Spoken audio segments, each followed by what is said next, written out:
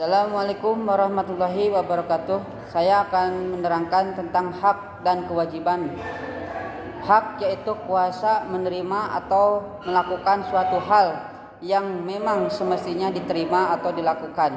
Kewajiban adalah suatu hal yang harus dikerjakan oleh pihak tertentu dengan rasa tanggung jawab serta prinsip yang bisa dituntut secara paksa oleh pihak berkepentingan.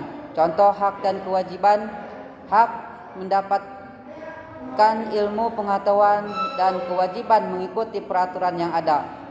Identitas nasional adalah kepribadian nasional atau jati diri nasional yang dimiliki suatu bangsa yang membedakan bangsa satu dengan bangsa yang lain. Contohnya bendera merah putih, bahasa Indonesia, dan lambang Garuda Pancasila. Identitas nasional Indonesia merupakan ciri-ciri yang dapat membedakan negara Indonesia dengan negara lain. Identitas nasional Indonesia dibuat dan disepakati oleh para pendiri negara Indonesia. Identitas nasional Indonesia tercantum dalam Konstitusi Indonesia, yaitu Undang-Undang Dasar 1945. Macam-macam bentuk identitas nasional bangsa Indonesia: 1. Bendera merah putih. 2. Bangsa negara Indonesia, lambang negara Garuda Pancasila. 4. Lagu Bangsa Indonesia Raya. 5. Undang-Undang Negara Republik Indonesia tahun 1945. 6. Semboyan Negara Bhinneka Tunggal Ika. 7. Kebudayaan daerah. Dan selanjutnya integrasi nasional dari segi antropologis. Integrasi nasional adalah proses penyesuaian diri dengan berbagai faktor budaya untuk mencapai keselarasan fungsi-fungsi yang ada dalam kehidupan masyarakat. Dan tujuan integrasi nasional itu sendiri adalah bertujuan untuk menghilangkan kelas 2 sosial yang dapat memecah belah persatuan bangsa dan menjadikan semua perbedaan-perbedaan yang ada menjadi sebuah anugerah dari Tuhan Yang Maha Esa, dan menjadikan perbedaan sebagai modal dan bekal untuk menjadikan Indonesia sebagai negara yang lebih maju dan era persaingan global seperti saat ini. Dan selanjutnya jenis-jenis integrasi nasional: integrasi sosial, integrasi kebudayaan, integrasi nasional.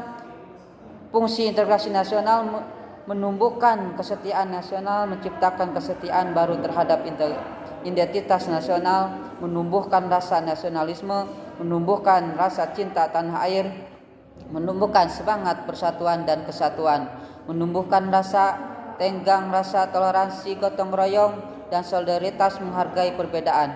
Dan dampak positif dan negatif.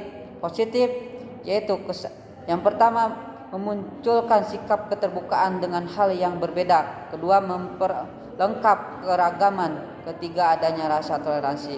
Dan yang negatifnya, yang pertama adalah diskriminasi. Kedua, banyak terjadi perselisihan. Ketiga, banyak perbedaan pendapat, dan keempat, mudah terjadi konflik. Contoh integrasi nasional: yang 1, sikap saling berbagi. Kedua, gotong royong. Ketiga, saling menghargai. Keempat, toleransi antara umat beragama. Kelima, pelaksanaan upacara bendera. Dan keenam, mencintai dan menjaga tanah air. Konstitusi. Pengertian konstitusi secara umum adalah asas-asas dasar serta hukum suatu bangsa, negara, ataupun kelompok sosial di mana yang menentukan kekuasaan tugas pemerintah dan menjamin hak-hak tertentu bagi warganya. Fungsi konstitusi: 1. Konstitusi sebagai dokumen nasional yang mengandung perjanjian luhur. Yang kedua, konstitusi sebagai piagam kelahiran negara baru. Konstitusi sebagai sumber hukum tertinggi. Keempat, konstitusi sebagai identitas nasional dan lambang persatuan. Kelima, konstitusi sebagai alat untuk membatasi kekuasaan. Konstitusi sebagai melindungi HAM. Dampak positif